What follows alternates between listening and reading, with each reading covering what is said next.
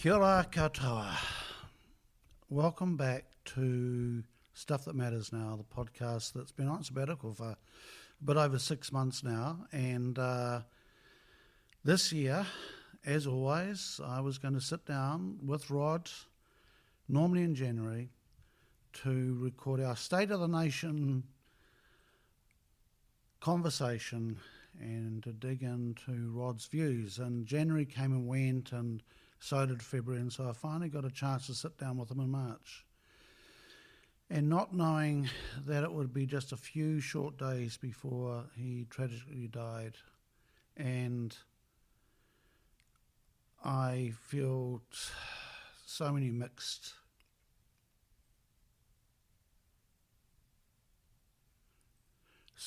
emotions from the sheer privilege to having become a friend, being in his presence, and being able to engage in conversation. And we learnt last week at his memorial service, which was stunning. You know, he said yes to so many people, was such a generous person. And he was very, very generous to me, agreeing in the first place, and then every year since then. And with such typical Rod gusto that I felt I was the only person he talked to that year.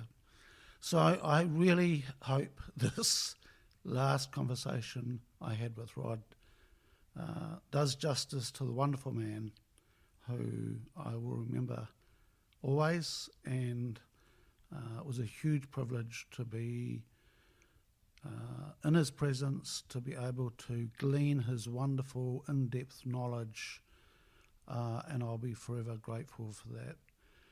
So please enjoy this conversation. Thank you.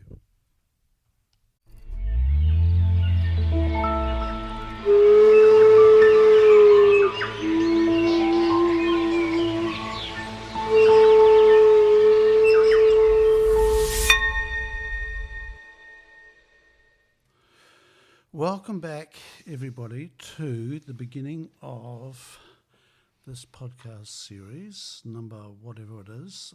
I've been on a sabbatical for 6 months, and I'm just hoping that the gear, I'm looking at all the machinery, I think it's working. And I'm sitting down with Rod Oram this morning. Kia ora, Rod. Kia ora, Harv, and great to see you, and lovely to be back with you at the start, early in. We normally do this in January, Yeah. but it's with time slipped by, and but I still wanted this to be the first podcast of this next series and catch up with you and get the world view on what's going on. Thank you.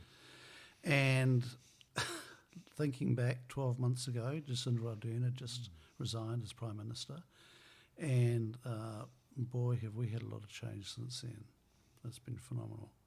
And we're in Rod's apartment near Aotea Centre in a really interesting building, which was, what was this building? This was the old council building, built in the mid-1960s. And I'd always admired it because there was not much attractive architecture in the 1960s anywhere in the world. But this was one of those buildings. And so it's been great that it's been saved and turned into apartments and retained, though very modern in all the crucial aspects, it retains a lot of that character. And now it's been turned into apartment buildings. Mm-hmm. And it was stunning this morning finding it. It was so easy to find, and it just this makes so much sense. And you've got this wonderful view over the square, and it's just this is very, very cool. It's had an unintended consequence, which I'd never thought about.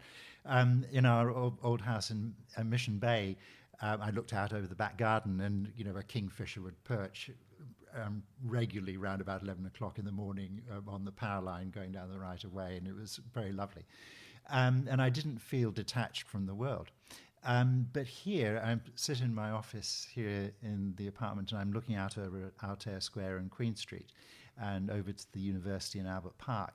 And I see people up and down Queen Street and in the square, and I just feel even more plugged in to the world. And that, I never thought about that as a consequence of moving. And just coming in here this morning, I mean, there's nothing on here, but there's stuff happening. You know? Oh, yeah, there's lots going on around. Yeah, Yep, it's wonderful. there's stuff happening. Rod, so for those people who haven't heard Rod and I talk before, I think this is our fourth or fifth. This is our fifth conversation, and I always love catching up with you, Rod, and finding out what's in your head and your view of the world. And so I don't care if anybody listens to this or not, because this is just a personal thing that I get a chance to sit down and pick your brains. So thank you. Well, it's also a chance for me to talk, and talking's a great therapy. I certainly would admit to needing that therapy right now. Okay, all right, so let's go into therapy. Rod, we're going to start off 2024. What's happening through your eyes around the world that you find significant? We are seeing a speed of change and a scale of change and a complexity of change that is absolutely unprecedented, and humans are not keeping up with. So this feels more and more out of control. I think of that particularly in terms of climate and environment, because we're now seeing a quite frightening acceleration in climate change. But I think of it also in terms of where economies are going. They are quite stagnant, and productivity growth and innovation is weaker than it has been for a very long time. So classical economics is not working out very well. But then in politics, we're getting this extraordinary polarization in societies and between countries. And it's very noticeable, for example, that the multilateral world that we've been enjoying in recent decades is fast grinding to a halt. Very noticeably, the World Trade Organization just last week had its latest ministerial meeting and could agree nothing. So the WTO is essentially dead. So we've been so focused on globalization and open borders and all the rest. That's come to an end. And we're not working on what comes next. And then socially and culturally, there are huge tensions. And I just briefly highlight all of those because I feel very strongly that here in New Zealand, we're not as far down those black rabbit holes that some other countries have gone. But we're showing all the signs and all the symptoms of going the same way, as we have, for example, since the occupation of the parliamentary grounds a couple of years back. And that worries me hugely because I've always believed, and still do, that a small country like ours, 5.3 million people, if there is any country that has a chance to try to work through these issues together, it's a country our size. And we see good examples. So some of our fellow countries that rate very high in the Economist Intelligence Unit Democracy Index, the annual index, most of those countries are under 10 million people. And they all have problems, and there's no great exemplars there.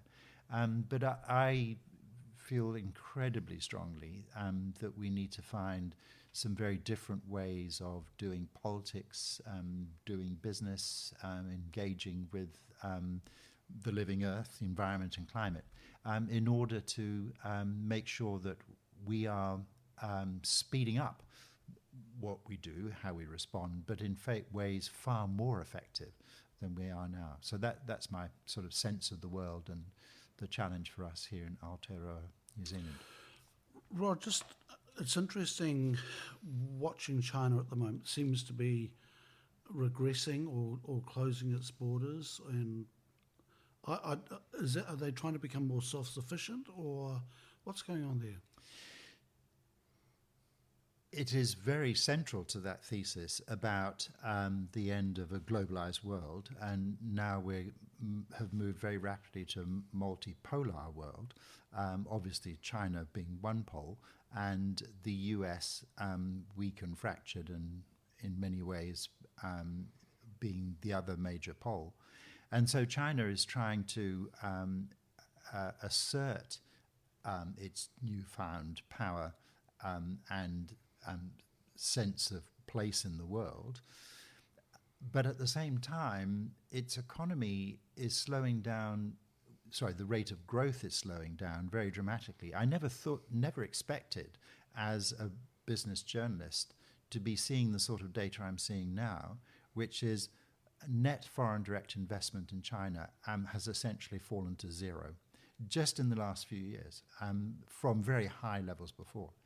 And that in its most recent party congress, they committed to 5% growth. And everybody's saying, well, actually, they're not going to achieve 5% growth. I never expected to have to think about China in those terms. There's obviously all sorts of strength in the Chinese economy, but some deeply, deeply serious structural issues and dynamics there that they clearly have no idea what to deal with.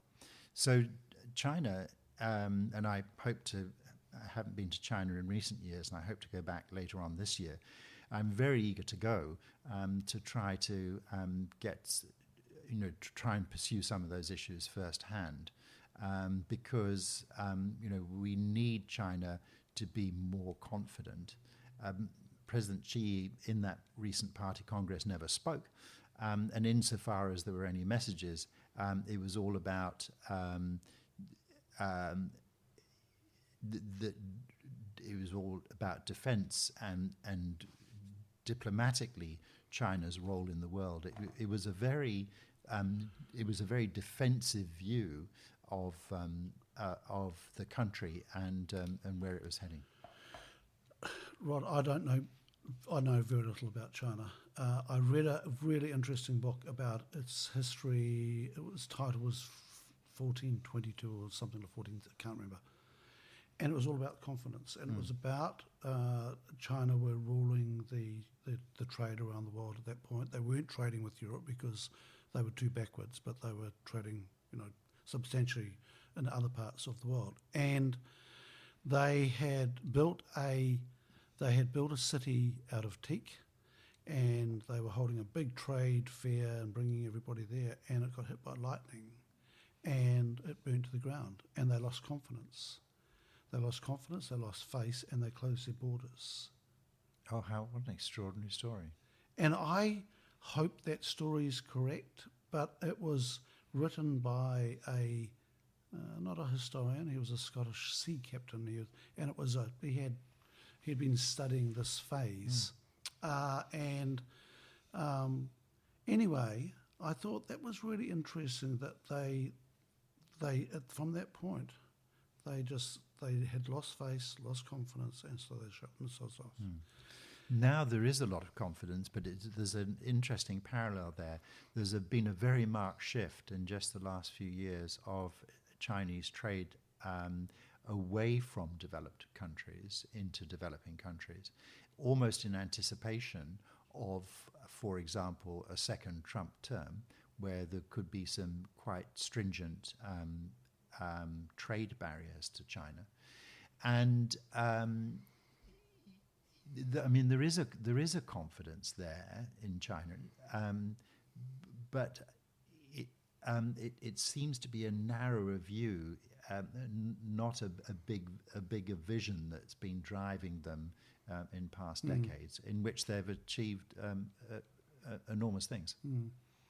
So, Rod, how does all this? And I know we've just glossed over the international scene. No, last question on the international thing. What is the biggest change you've seen in the last 12 months in the international political or economic scene? The one I'm watching most closely is actually, interestingly, a political one, whereas I'm actually a business journalist, and so I'm not. So this is a political one, not a business one. But it's really interesting to see the huge tension in Europe between left and right. So on one hand, there is a rise of the right in a number of countries, and indeed in the most recent Dutch election results.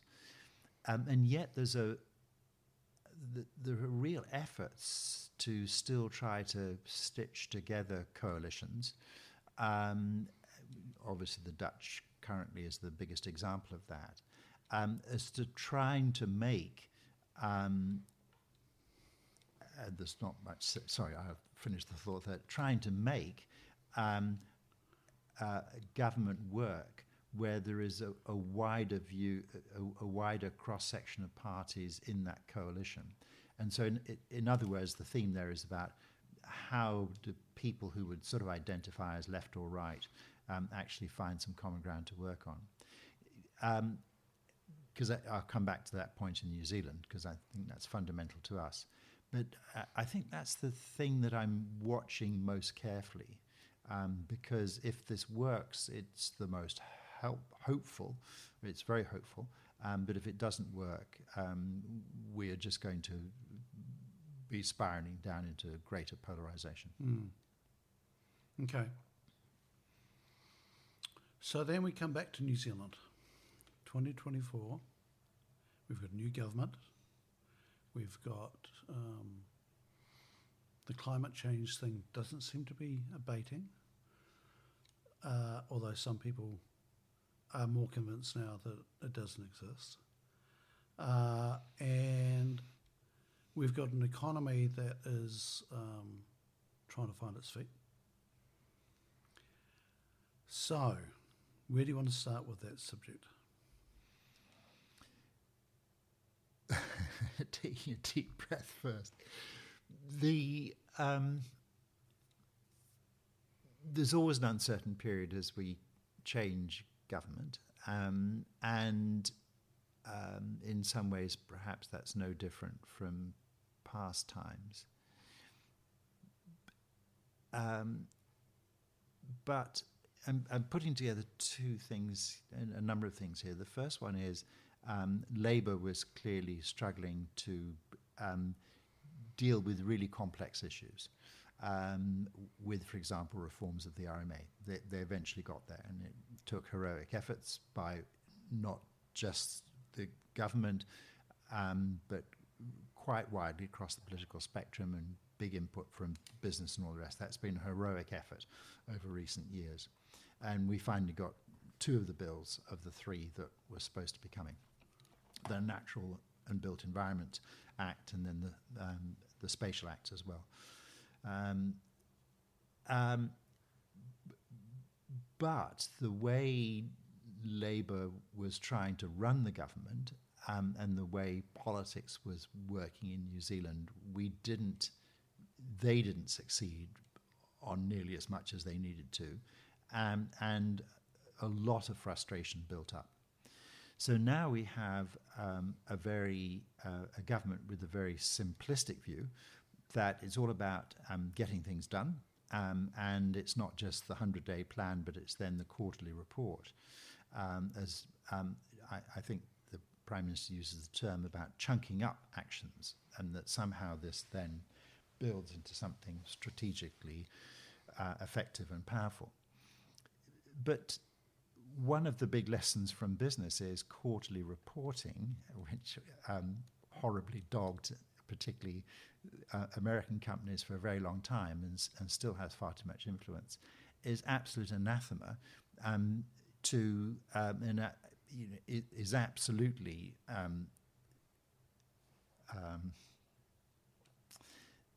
it takes your focus off a longer-term view, a more strategic view.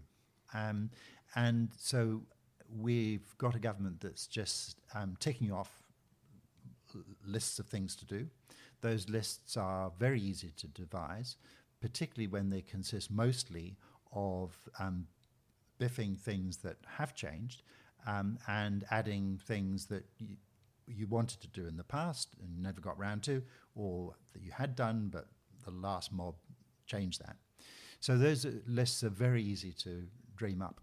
And they're also pulling stuff out from a long, long time ago. Yeah. That were in place.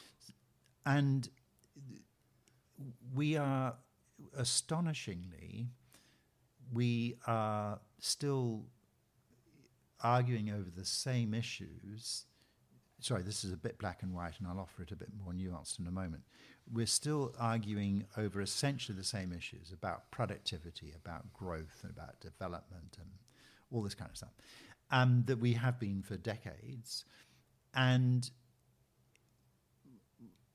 I find it extraordinary that we're still having the same debates, the same arguments, that somehow getting rid of a whole bunch of regulation and simplifying regulation is a fine thing to do. It'll help. But somehow we'll be unleashing a whole new growth paradigm for New Zealand that we've not seen in the past. And it just won't happen. Such ideas haven't worked over the last 25 or 30 years. They're not going to work now. In fact, they're going to work even more poorly because the world has become a far more complicated place. And so it's not about simply freeing up trade so that we can sell much more stuff overseas. That game is completely played out. We now actually have to get serious about what it means to create real value in what we sell. And this is a discussion, these are issues that are just not being discussed.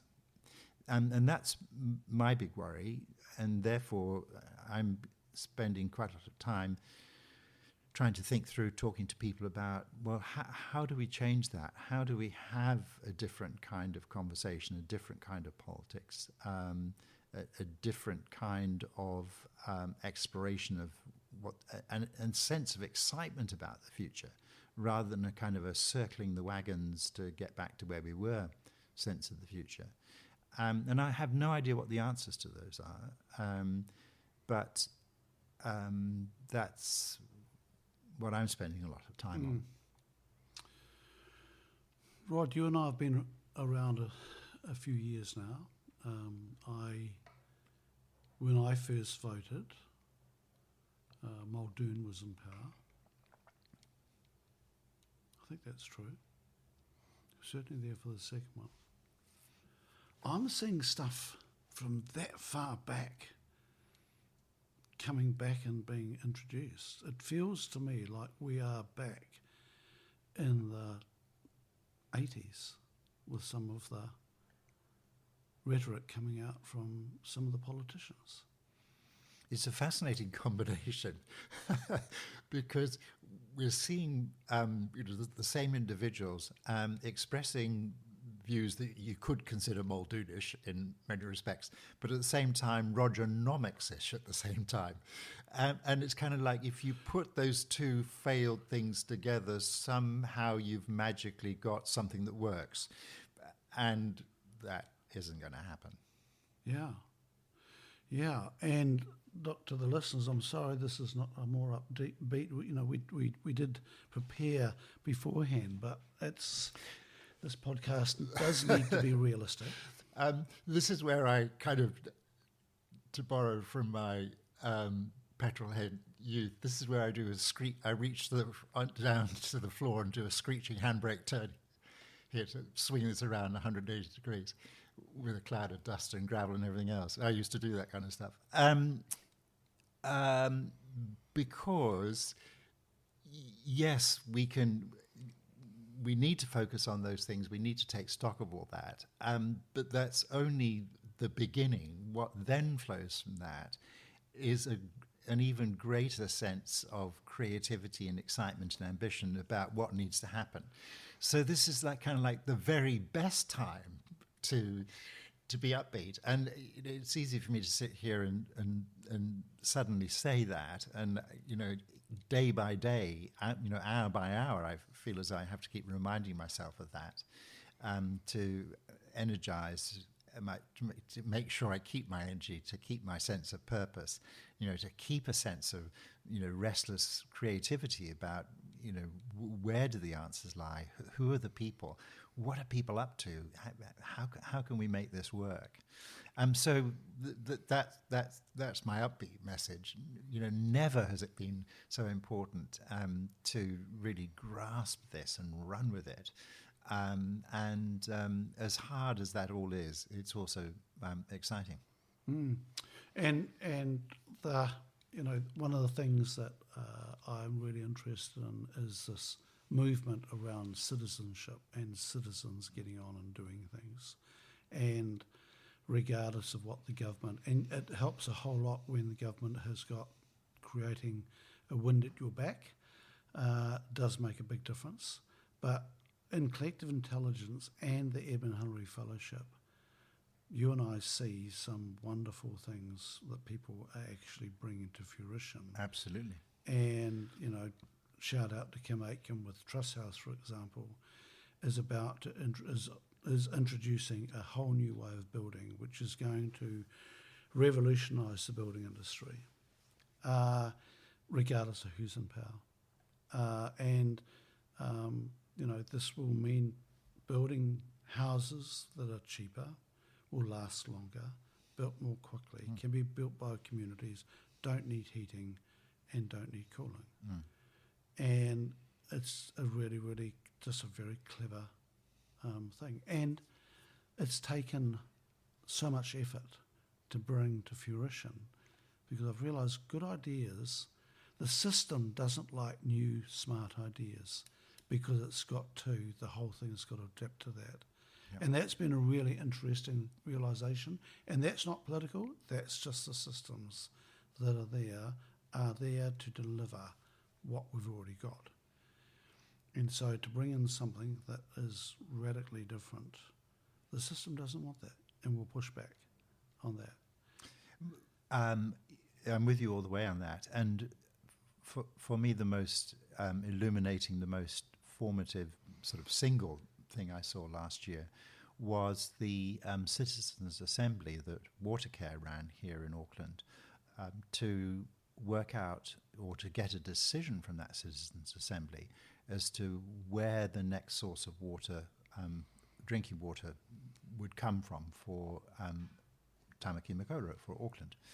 And little plug here, that became an episode in the video series I did at Newsroom last year. And so if people just go to Newsroom and plug in Oram and Watercare, you'll probably find it. And it was really deeply intriguing because over the course of about 4 months, this group of about 35 citizens, carefully chosen by people at the university who were running this for Watercare from Auckland University, truly representative of the people of Auckland. And then each of the sessions over those months was very well facilitated. So the issues were very clearly laid out, and people with all sorts of backgrounds, were given all the help and encouragement they needed to get their heads around the issues. Well, to cut a wonderful story very short, what they came up with was that if there can be no more water piped up from the Waikato River, and Auckland and Watercare have already committed that there won't be, no more volume than they have now, and secondly, there'll be no new dams in the area. They're committed to that.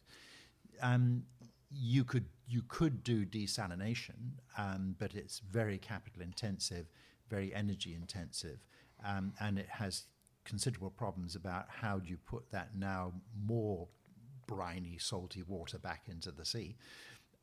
Or you could recycle water. And the assumption at the beginning of this process was, well, lots of people won't like that idea, and there's real cultural issues and all the rest. But that's where they got to. Iwi were on board with that as well. And Watercare's adopted that. And to me, it was a completely fascinating experience. One other thing on that same line, here in 10 days' time, right next door at the Aotea Centre, there's another in the very long-running series event in the very long-running series Auckland Conversations, which are all organised by the council, and this one is on participatory or deliberative democracy, i.e. where you get people involved in those kinds of ways. And I'm very excited about the panellists, and a person from the university, Anne Bardsley, will be talking about the water care example. But that's a very good example of new ways of doing things, which I think are terrifically helpful. And Rod, it's interesting because this is what we've been doing at Collective Intelligence for the last 16 years, and I'm really interested to see and heartened to see the rise of this. It helps our cause when people understand what can happen when you get committed people sitting down in a room to nut something out. You've got to get the right environment. You do need diversity. You do need them to have a common bond of some sort. There's got to be something loose enough to tie them together. And so what we do is curate diverse teams that make sense of complexity so people can take action with wisdom. And I'm delighted to see this starting to happen a little bit in Wellington as well.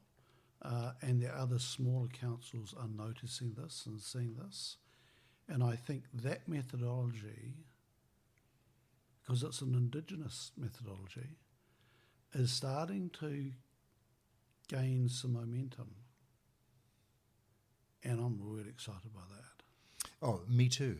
And to me, it's really important to emphasize that it's a process that takes time, but not an inordinate amount of time. It also takes some real thoughtful discipline and being very attentive to how people are responding and helping them through that. But it's clearly faster than going through a classic kind of consultative process and reports. We're all so fantastically over all that. And we know that reports sit on shelves, or plans that come out of them are difficult to fulfill because there's still all sorts of remnant hostility to plans, and then there's a change of management or a change of government, and it all gets biffed. I mean, man, we've got to be able to move 3 steps forward and no more than kind of like a quarter step back along the way. Otherwise we're just not going to get done all that needs to be done. So Rod, I'm just going to go back to this water care thing. So the plan now is to recycle the water in Auckland. That's the 2050 goal. When you look at population growth and climate change and all the rest, there was a very big gap in those extrapolations as to how much drinking water would be necessary, given the population, given the climate, given no more dams, no extra water from the Waikato River. And so that's the plan. And Watercare's committed to that. So that's where... And there'll be there's other improvements too, not the least of which is stopping leaks in the existing network, all that kind of stuff. So it's not just a simple, one big idea solution. There's a very complex, very well thought through strategy overall. I heard an interesting view the other day, and that was from somebody in Wellington who was very knowledgeable about water, and they said, if the Wellington Council had not been able to pull money out of the Hutt River, if that had never been allowed to happen, they would have sorted out their water pipes long, long time ago. And because what I'm listening for in this recycling water is it then makes you really conscious that you've got a finite amount of water to work with, and that you can't just bring more and more in from outside, whether it's from the river and go, okay, so we've got this much, and it makes you very, very conscious of going, this is the quantity that we're here to play with, and how do we make the most of that? Yeah, absolutely. I think a lot of very positive mind shifts flow from that. Interesting. Rod, with the looking at the coalition that we've got now, it's been a long time since maybe Roger Douglas, that we've had such a right-wing government than we've got now. What's your take on this coalition that's been put together?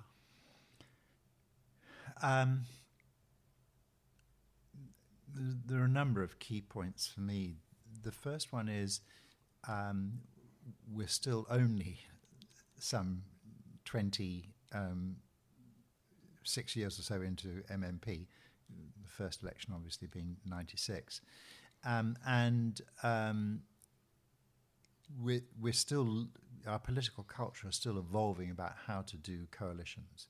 So this is an interesting one because this is the first full coalition involving three parties. So that's a level of complexity, but also commitment from the three parties. And then we have all sorts of things like people from parties being ministers, and so there's that collective responsibility on many issues that a level of that we've not seen in the past. And I still think we've got a long way to go to keep progressing that political culture around coalitions, so we can put together potentially wider, the point I was making earlier, wider coalitions and making them work constructively. So that's the first point about this one. The second one is, though, the second point is that what they agreed and baked into their coalition agreement, quite a few significant things weren't actually put to the voters. You know, a whole bunch of stuff was pulled off the shelf out of thin air, back of people's heads. And so it's kind of like, actually, this isn't quite what collectively we voted for. There's some other stuff in here that, you know, wasn't discussed, wasn't on the table. And so I think there's been a bit of a bait and switch gone on here. There was two elections. There was one that the public partook in, and then there was one that happened behind closed doors. Yeah. And we got, yeah, that's how it felt to me. And then, you know, that's all now water under the bridge. What's really interesting to watch now is the extent to which the plans that National had articulated, whether they can follow through. So, for example, the fiscal envelope that they've given themselves and how they're going to pay for tax cuts and all the rest, it has already been blown out of the water.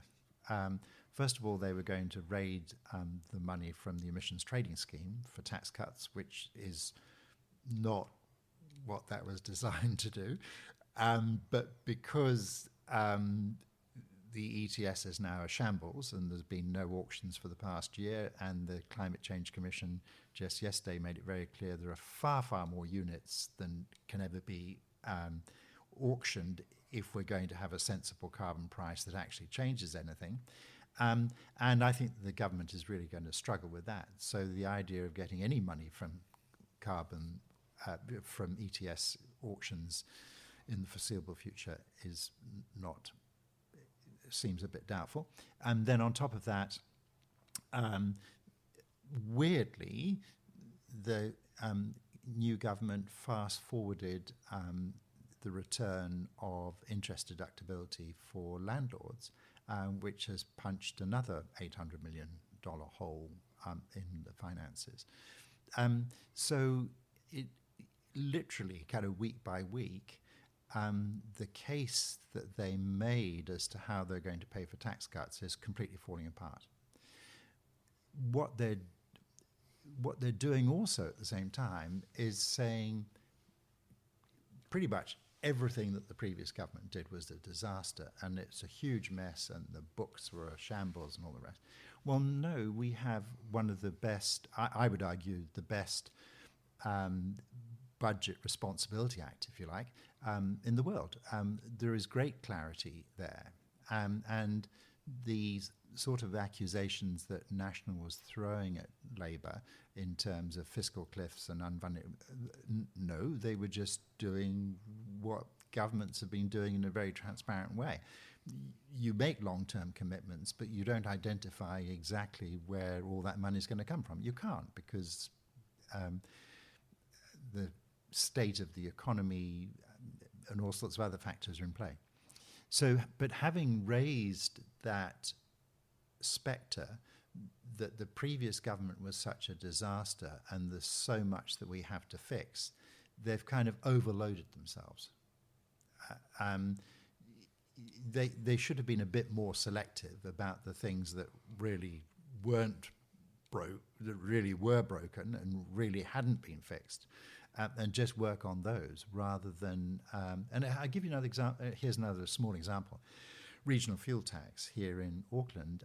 With great glee, the government has axed that, but actually the money for that was what was helping to build the Eastern Busway through the Transport Minister's constituency, Simeon Brown's constituency. And he's very keen on it. And the mayor's saying, well, if you axe the regional fuel levy, then there's less money to do that. But then at the same hand, but by in the same token, we've just had the government's policy statement on transport. And it's all laid out there about how much registrations are going to escalate in cost. So that there's some, I'm going to use the politest term possible, there's some very contradictory signals going on here. So I heard a figure a couple of days ago that there are 500,000 people in New Zealand who haven't paid their power bills or phone bills last month. 500,000? Came from a pretty reliable source. Just gosh, that's extraordinary. Yeah, it was. Yeah, I mean, even if there's a wide error in there, margin of error, that's still a lot of. Yeah, and so that was they were saying it was the largest. It's happened before, but it's the largest number ever. And yeah, it was a credible source. Yep, just reflecting that because it was from. Yeah, so it was from somebody from a budgeting agency and a financial agency. Yeah, so and they were just going, we've never seen that number before. And so it's interesting. You've got all of these. It's going to be interesting to see what happens, what influence tax cuts will have flowing through, and how that money is used. And how that will flow. Yeah, and that's absolutely right. But I'm afraid I'm immediately going to go back out to the big strategic picture here, because we've been talking about these things for decades, and we actually haven't shifted a thing in terms of where we rank in the OECD in terms of productivity and income per capita and all the rest. And we've managed to get this far by going hell for leather in volume terms of all kinds of things. And I'm not. It's not just in the primary sector, but that's our basic mentality here in New Zealand. And you're talking what? As in forestry and dairy products? Is that what? Yeah, but also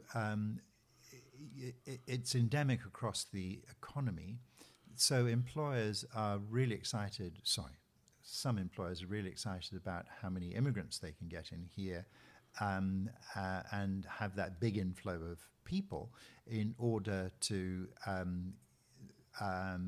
ensure that there's enough supply to help suppress wages. And we could do fast population growth, but only if we invest in the infrastructure, i.e. schools, hospitals, roads, houses, to cope with that increase in population. So our population has grown, faster than most countries over this time, and we've singularly not invested enough money in the economy to make it more sophisticated and therefore higher earning, and therefore paying higher wages, or in the infrastructure which makes this a civilized country. So that's how stuck we are. I just have to be really blunt about that. We have not shifted the dial in 30 years. We still are labouring, in the low 20s in OECD rankings. They're not the be-all and end-all, but they tell us an awful lot. Now, here's the curious thing. Alongside that, the other really important OECD ranking is on quality of life. And we're still hanging on quite a high ranking in there, top 5. But I really worry that, at some point we are not, it's kind of like having one foot on the dock and one foot in the boat. The trends are going adversely on that. And the quality of life is in relation to other countries. Yeah. It doesn't mean to say our quality of life is improving. That is actually true, but it's not. It is more interesting than being just a relative measure. So there are some absolutes in that. So, for example, we still rank high, interestingly, on sort of social connectivity, which I'm really glad to see. I know it often doesn't. It feels less like it these days than it used to. And I don't, maybe there's just a statistical lag there in the reporting. But there are some real positives in that quality of life index. But again, the point is, for decades we've really, been pushing our luck in not growing the economy in a sophisticated way to be able to support that. So for me, there's real fragility in that quality of life ranking.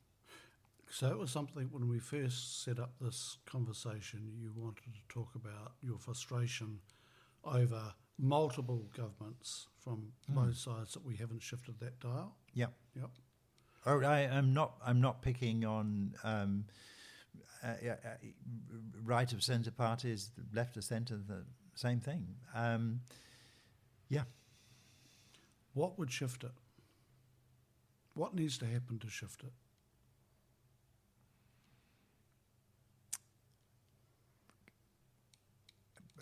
I'm genuinely rather lost for words, because I end up feeling that I'm just offering, complete platitudes.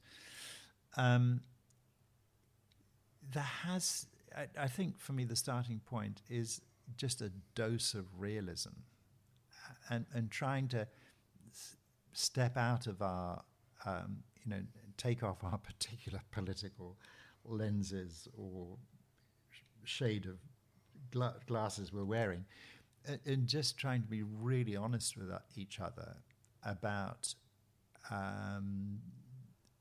where we're at, and that whilst we've achieved all sorts of wonderful things as a country over the last 3 decades or so. I'm not saying Come back to the question. Yeah. I am dodging it because I really struggle to know what the answer is. For me, it has to start with that sort of clear-eyed and honest analysis of where we're at, and hold back on the blame for why this is, or particularly the political blame as to who did what to whom when. But just saying, well, this is actually where we are. What actually do we want?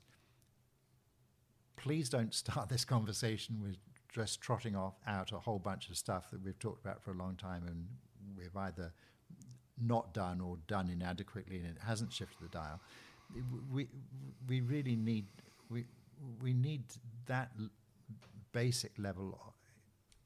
It's that fundamental that we need to start and make sure that it's and just this gets harder and harder as the years fly by from a sort of communications and social media point of view and all the rest, to have those sorts of discussions and have that level of honesty and realism, rather than telling ourselves things that comfort us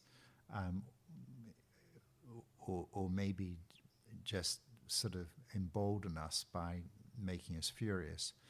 And being furious almost certainly doesn't lead you to necessarily being able to get the right people together to try and make some big changes. I'm sorry, I'm rambling. I've never seen you work so hard before to answer a question. Yeah, Right. I am hugely stuck on all this, and it bothers the heck out of me, because I see what's happening in countries around the world that are worse off on all this than we are. I mean, it just completely breaks my heart to see what's going on in two countries in particular that are I've got long history and family in, which is the US and the UK, and how those two. I mean, the standard of living in the UK is now back to where it was pre the GFC, and there are former Eastern European countries which are knocking on the UK's door in terms of the standard of living and all the rest. I mean, it's and the politics is just so poisonous. I mean, it's I'm sorry, I just don't know what the answer is. And Rod, no apology needed at all. It is fascinating to watch you grapple with that. And I'm just going to pull out one comment you made, or one word, and the word is comfort. And I see people needing comfort and trying to make sense of this complex world. And I think that people like Trump have been very, very good at jumping on into this space and creating comfort for people. You know, we'll make America great again. We'll take you back to when it was the good old days. Because here's the sobering thing, Rod. Right now, we are living in the good old days. So in 5 years' time, we'll look back and go, that was the good old days. So we're in the good old days right now. Oh, I hope not.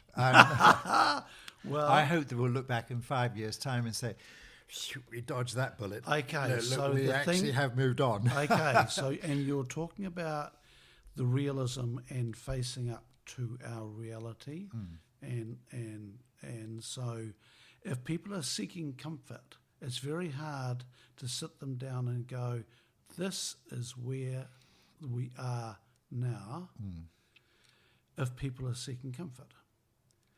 And that is, you know, from a politician's point of view, because I think they're in an impossible situation.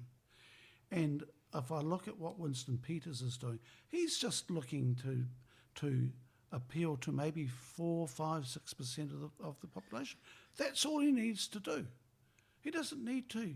He just needs to trot out things that brings them comfort. Yeah. In this, amazing future world, maybe it's a mythical world I'm imagining, I feel that one of the big changes, one of the ways we need to progress is that we find ways to make sure that we are able to have these conversations, these discussions about what needs to be done, and people are excited about that, and so, for example, on sustainability very generally, but obviously particularly around climate, we know that all the things we need to do to solve all those issues deliver enormous co-benefits. It's not just wiping out those carbon dioxide emissions. It's what the positives that flow from that. We're not talking about austerity No. measures. And, austerity. And then if we have a strong enough sense of that, and enough of us are committed to that, then politicians are going to be, they then serve us in delivering what we need in terms of policies, and they are more ambitious, and it's easier to get things done because we're not arguing round and round in circles and then ramming stuff through. So that's a very, very idealistic view, and then you end up with a politics that a political life that is not this narrow calculation about how do we ratchet up a few more percentage points for our camp, or who do we pull in a coalition to get enough MPs that we can govern. To me, one of the most interesting examples of how that might work, and it's a country I know some about, not nearly enough, is Ireland. And for quite a few decades, through its great periods of change and development in the 70s, 80s and 90s into the 2000s, there was a real sense of common purpose across Ireland about what they wanted to do and how they were going to do it. And then the elections were not about screeching turns, left, right, but it was about actual delivery of that and who's doing a good job, and being accountable for that. And if they're not, does the other crew have a better way of doing that? And I felt that Ireland made considerable progress at that time. I mean, it then had huge problems in the GFC, particularly in its housing market. But then it also was an early pioneer in citizens' assemblies, which are ongoing, and which brought about some very significant constitutional change. So, and Ireland is far, far from perfect. But if we're looking for a place that offers us some lessons, I would suggest Ireland has a bit to teach us. I've also realised that, and I was just looking this up while we were talking, Jane Davidson's put out a book, Future Gen, which is about what happened in Wales. Ah, yes. And explaining the process there. And are you familiar with what Wales have done? Only in very outline form. And I think she was recently in the country. Yes. And I was sorry to have missed it. And Yep. I'm afraid that's all on my to-do list is to catch up on that. Yeah. But again, you see, it's the future generation part of that, which I think is one of the most powerful, as far as I understand the story, one of the most powerful aspects of that. And it's a really interesting example because you see some different things in Scotland too, and also in England, where there is scope for sort of some regional autonomy, where you get some quite different responses that start to be antidotes. They start to be suggest solutions for the bigger picture. And what's interesting, this legislation that she brought into being was helping set a direction around sustainability in a whole way. And she talks about the journey of how difficult it was to embed, but it seems to be gaining traction now. Once again, it's a small country like Aotearoa. But it's really interesting to see that it hasn't been kicked out. It's been kept there and underpins their economy. It was also interesting listening to her that there were some similarities between the Welsh whakapapa and here and what they've been through in the past with the miners and so forth, and life was pretty bloody hard. And so from that, they've brought this new way of being, and I'm really interested in that. I'm not finding out. I'm listening to it on Audible. There's lots of talk about things I'm not particularly interested in, which is legislation and all that sort of stuff. But it is really interesting just how hard she had to work. Yeah. To actually get people to take notice and embed it in different ministries that underpin the way they operated, and the fact that it's survived now for quite some time. Yeah. And it's I find that really interesting. And so, Rod, with coming back to the comfort piece, because I think it is a real issue on social media and different things. And we've got people they like simple things to hear. So Luxon's come in and said that the books are a shambles and we're here to sort it out. Well, that's good. That makes me feel very comfortable. So that was... And then you get these pesky journalists, and I want to touch on the journalism thing soon, like Bernard Hickey, and people go, actually, that's not quite right. That if you look at the government bonds are selling more freely and than the Australian bonds, and that's a sign that actually people who are buying those bonds have got confidence in the economy, and that it's actually in better shape than.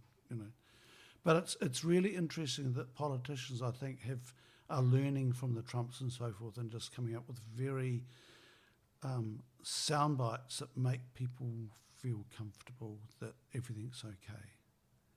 Yep. And so that doesn't mean that they can introduce conversations about loss of biodiversity, climate change, and the stuff that's coming at us whether we like it or not.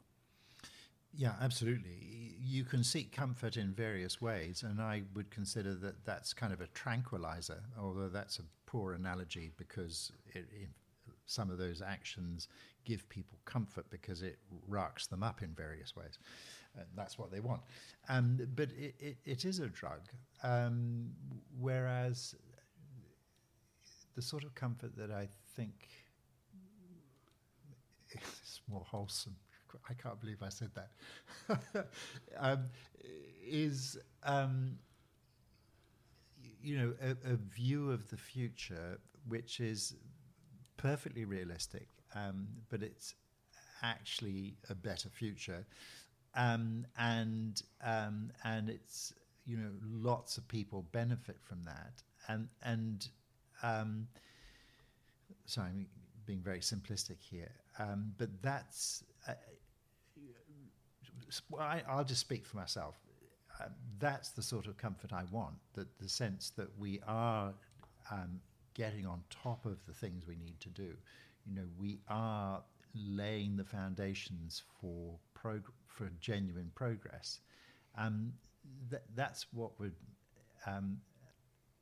help, let me, every night as my head hits the pillow, feel that, okay, there's been ups and downs, but it's been, that was an okay day. Mm. Mm. Sorry, that's... Rod, yeah, I'm really struggling with Rod, this is such a poignant moment, isn't it? Yeah. Because, I have never seen you in this mode before. It's... I acknowledge it fully, and it's something that I'm trying to work through. I mean, part of it is very selfish, in that all being well, I'm probably 3/4 of the way through my life. I've still got a quarter to go, but in terms of career, and the work I do, I won't be able to keep doing that right to the end. And it's kind of like my sense of impatience is just like, oh my God, we've been going round and round in circles on this stuff for 3 decades. How on earth do we break through this? So in a sense, it's very selfish that I want to feel that we can achieve this a really productive sense of pace and complexity and sophistication of change, that finally starts to deliver on all the things we so urgently need. Mm-hmm. But I am really stuck, and I suppose I'm also out looking as to how we might do this, and so have a higher hunger than ever before on finding new ideas, and very grateful when people suggest them, point out things. That's hugely important in this process. One of the things am really conscious of, Rod, for my own mental health, is just trying to concentrate from time to time on stuff I can make a difference with and achieving that, regardless of how small it is. And, I talked before we started about this new, it's out of America, it's must be 10 years old now. It's a new type of compost called Johnson Sioux compost. And I'm really excited by it. It's just and I won't go into it now, but it's just, I go, yep, and I can do that. I can put that into action, and I can talk about it, and I can help educate and spread this great work that's come out from this husband and wife team. And for those people listening, when I was a kid on farms, we had mushrooms. We don't have mushrooms anymore. We have very few of them. It's because the soil has changed and become bacterial heavy rather than a balance between bacteria and fungi. And that means the soils are not able to communicate as well as they did, and not be able to share resources, which is what the fungi in the soil does. And this compost is a way of reintroducing the fungi into commercial farms. And so 1 kilo of compost can feed and change the makeup of a hectare of soil. Now, and we're into it, and we're working with local commercial farmers and making this compost and learning and what and it's come out of this book of out of Wales, is I'm really interested in this, what we can do locally. And so I'm making this compost with a really smart, competent farmer, Ben Hillis, just up the road. And he said, you don't need to come and help us do that, because it's mostly for his farm, 450 hectares, and we've got 8 hectares. But I'm as committed to help him develop this, because I see it as a community thing. And I said, what if we can take this down to the golf club and introduce it to the golf club, Yeah. And he went, well, that'll be a stretch. I said, yeah. But, let's give it a go. Oh, those golfers, if you give them the greenest tees they've ever seen in their lives. And, but the thing is, it means that, and so I'm really interested in this local stuff and going, okay, so how do we make people more conscious locally and do things locally? Yeah. I mean this in the best possible way. I greatly envy you for having that land, having that connection with that land and the community, but also in a very real sense, taking those same sort of dynamics and building them into collective intelligence. Each of us can only do this infinitesimally small thing, but if we kind of organize ourselves so we're kind of pulling more in the same direction, we can, an almost infinite number of us, as there are on the planet, could really make huge change. And so for me, the kind of the missing bit I've come to realize in my own life is that whilst I've so often said that about each of us can only do that infinitesimally small bit, I don't have the same places of comfort, to use that word again, that, for example, you have, and I know that's something I need to urgently need to develop in my own life. I've been too cerebral for too long, and I mean I do have practical physical manifestations in that I love being on my bike and going for long rides, and I'm just about to start another big one. But that's great, but there's other work I need to do on all that.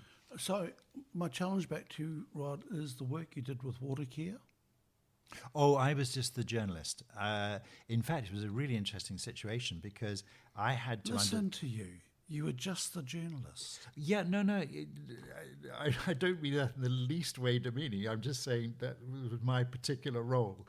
I was, and very interestingly, I was not allowed to get even close to or talk to the Citizens Assembly members. They all knew I was there, and I was sort of sitting back, and I could hear some of the conversation, and I was not in all the meetings all the time. And it was only after the fact that I then was able to talk to them once it was all done and dusted. And I thought that, and I happily agreed to that because, talk about a different way of working, because I was just really wanted to be, to use a horrible phrase, the fly on the wall. I just wanted to be able to see this process and try and understand it as it worked through. And you were just the journalist. Yeah, I don't mean just in like a narrow sense. I mean, I'm only a journalist. Yep. I mean, there's a lot to that. That's more than enough richness for me to handle an opportunity. But it's a very specific role. Still a role. Okay, I won't labour that anymore. Rod, just recently we've had a number of organisations scale back their news outlets. We saw tremendous fallout in PR from the Labour government propping up the journalist through COVID and so forth through there. And we're now seeing a fallout over here. Different things. What's the linkage between all of that? Where do you see this landscape? Where do you see this shaking down? Let me start with a very particular point. The Ardern government was very interesting from a journalistic point of view, and having talked to fellow journalists, I realised it wasn't just me that was struggling to get any kind of thing useful out of government. It was immensely tightly controlled about who could speak and what they would say. And as I understand it, there was a senior panel of government officials who were media savvy who had oversight over all that. But it became really extreme. I'll give you an example. Recently I was trying to progress my thoughts on trade negotiations for the purposes of a presentation to the New Zealand Institute of International Affairs. Once again, I had put questions to MFAT, Minister of Foreign Affairs and Trade, and in years past, I would have been able to talk to relevant officials. All I got back was a list of links to things on the website which were out of date. And I pushed, I think only once, to try and get a bit more. And then what stunned me as I was talking to people out in business who were involved with trade negotiations said, "Oh, don't take it personally. They're not engaging with us either."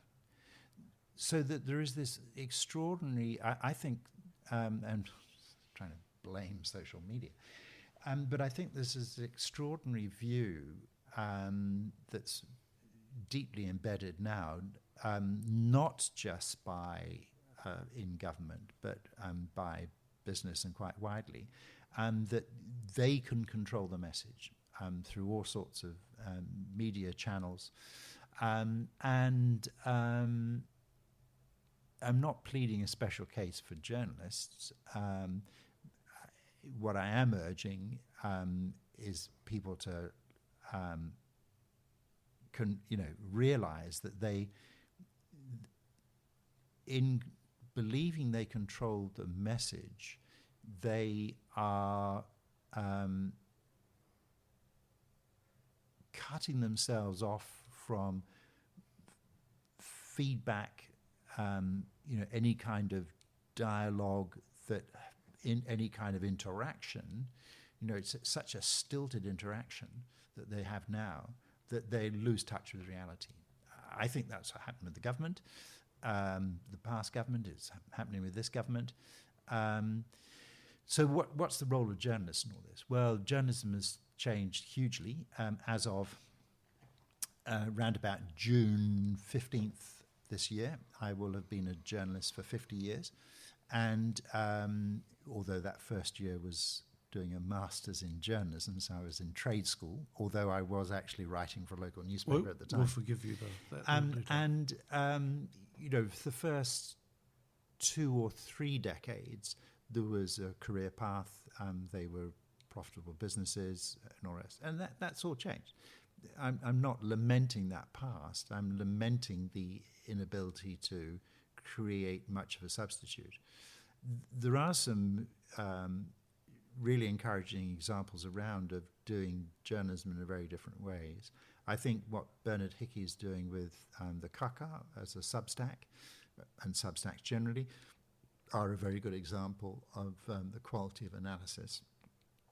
But that frighteningly depends on very talented and committed individuals, albeit building up a useful audience through such technology as Substack. Whereas what's missing is where there are a larger group of people who have a business model that supports them to do that kind of work.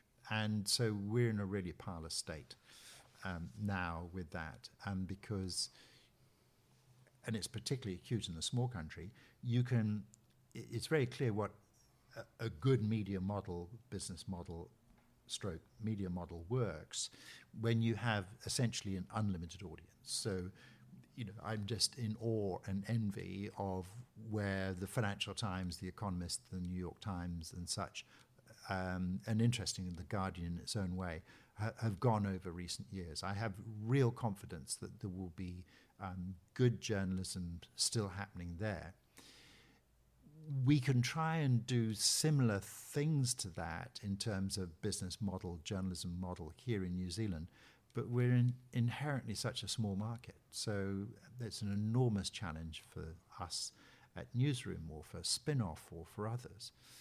And I think it's really important that you have collections of people that can work cooperatively, encourage, support, critique each other, to make sure that they are doing the best job they can. And it's a very different journalism from when I started, or even through a lot of my career. But I think there are some real hallmarks of good journalism that we are finding expression of in these new forms of journalism. And I'm not pleading a special case that journalists are somehow wonderful and all the rest. We are citizens playing a role,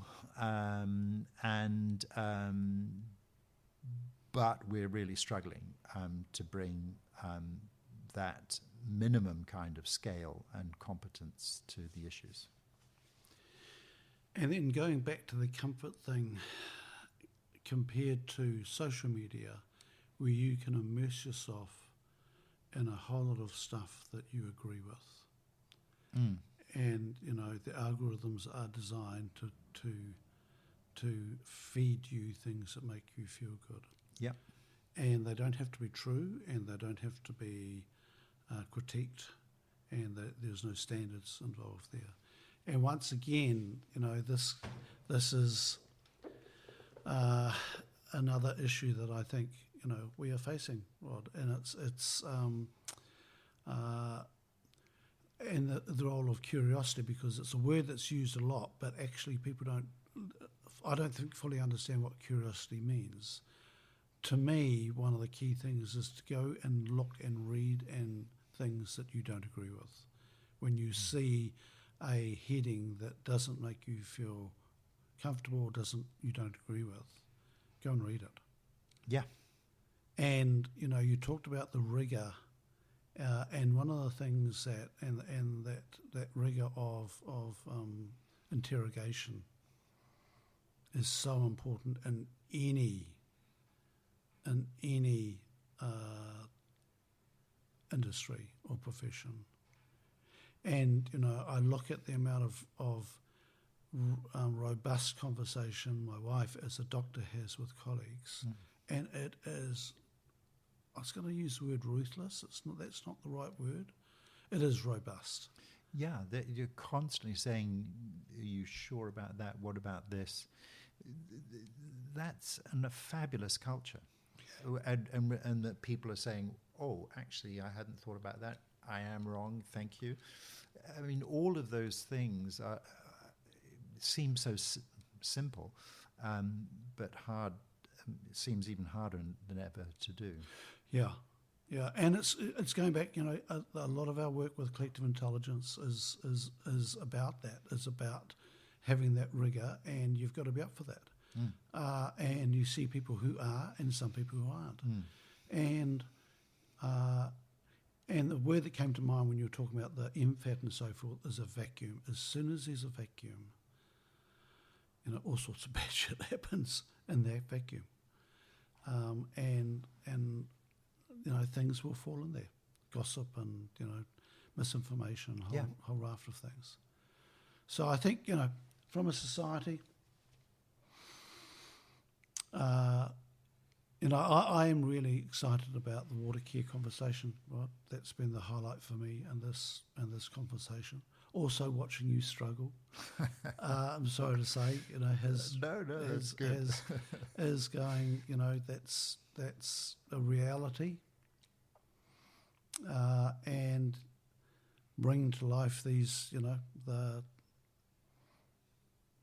those honest conversations are so important. Very absolutely. So, thank you, and it's the conversation's been challenging and is revving me up. It's been good for me. Thank you. Sorry, I was making it sound as though that was kind of like a rather bitter pill to swallow. It's not. It's just I definitely feel I'm in some uncharted territory here, and in that there's discomfort, but in that there's growth, and it's the genuine, wholesome growth, whether it be the economy or personally, that I'm after. It's a thing. Rod, anything else you want to put on the table before we... No, I think we should stop. We've tried to hold people's attention far too long, and if somebody's not hearing this in that they started, that kind of proves my point. Look, I think this has been, this is a long form. People who listen to this surprisingly listen to the end, a lot of them. And, it's long form because it gives us a chance to go where we need to go. Yeah. Perhaps we're perfect for traffic jams, of which we're going to get more. There we go. Yeah. There we go. Build more roads. Or long-haul flights or something. Yeah. Rod, thank you for your time once again. I've enjoyed it. It's been fascinating watching you struggle with this, and it's. I think it's a really poignant conversation, and I look forward to sitting down again next year and seeing where we're at. I'll consider that a date, which I welcome. Go well this year, Rod, and keep doing your wonderful work. Well, thank you, and to you and all your wonderful community there at Collective Intelligence. Thanks, Rod.